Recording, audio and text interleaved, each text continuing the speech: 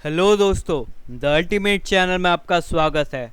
आज के इस एपिसोड में हम बात करेंगे कि रॉटवाइलर की प्योर ब्रीड को कैसे आइडेंटिफाई करें। तो इस बारे में जानने के लिए सब्सक्राइब करें हमारे चैनल को।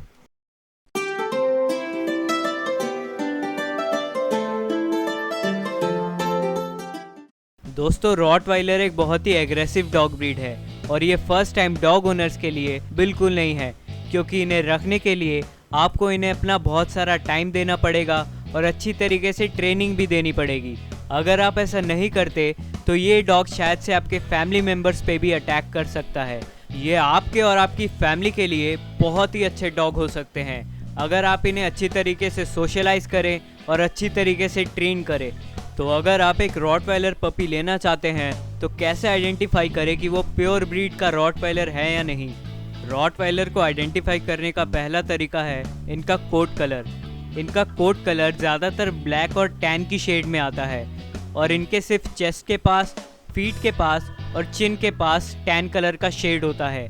इनके आइज़ के ऊपर 2 डॉट भी होते हैं जो टैन कलर के होते हैं, लेकिन इनके चेस्ट का हिस्सा कभी कभार थोड़ा वाइट भी हो सकता है। अगर आपको किसी दूसरे कोट कलर का रॉटवाइलर दिया जा रहा है तो समझ लीजिए कि वो प्योर रॉटवाइलर की ब्रीड नहीं है। लेकिन रॉटवाइलर के चेस्ट का टैन कलर कभी कभार थोड़ा फेड भी हो सकता है। रॉटवाइलर को आइडेंटिफाई करने का दूसरा तरीका है इनके ईयर्स। रॉटवाइलर के ईयर्स नीचे की तरफ झुके हुए होते हैं और ये ट्रायंगल की शेप में होते हैं। रॉटवाइलर के ईयर कहीं से भी खड़े नहीं होते और कहीं से भी मुड़े हुए नहीं होते। अगर ऐसा है तो उस रॉटवाइलर की किसी दूसरे डॉग की ब्रीड के साथ क्रॉस ब्रीडिंग हुई है।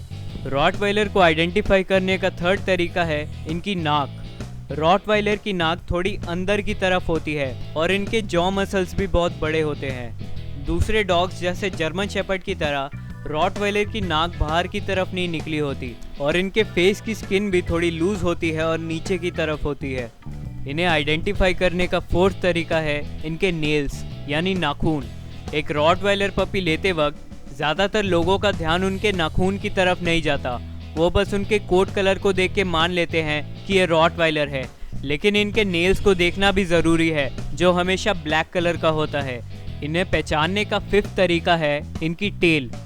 किसी किसी रॉटवाइलर की टेल क्रॉप्ड होती है और किसी किसी की टेल लंबी होती है। जो लंबी टेल वाले रॉटवाइलर होते हैं उनमें किसी किसी की टेल नीचे की तरफ होती है, किसी रॉटवाइलर की टेल एकदम स्ट्रेट होती है और किसी की थोड़ी सी कर्व्ड होती है। लेकिन इनकी टेल पूरी तरीके से सर्कल में मुड़ी हुई नहीं होनी चाहिए।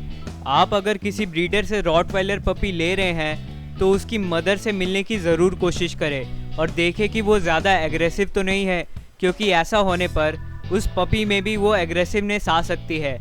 और ये भी देखें कि उस रॉटवाइलर को अच्छी तरीके से सोशलाइज करा गया है कि नहीं। उस ब्रीडर के दिखाए गए पपीज़ में से आप चूज़ करें कि कौन सा पपी आपके साथ ज़्यादा फ्रेंडली है।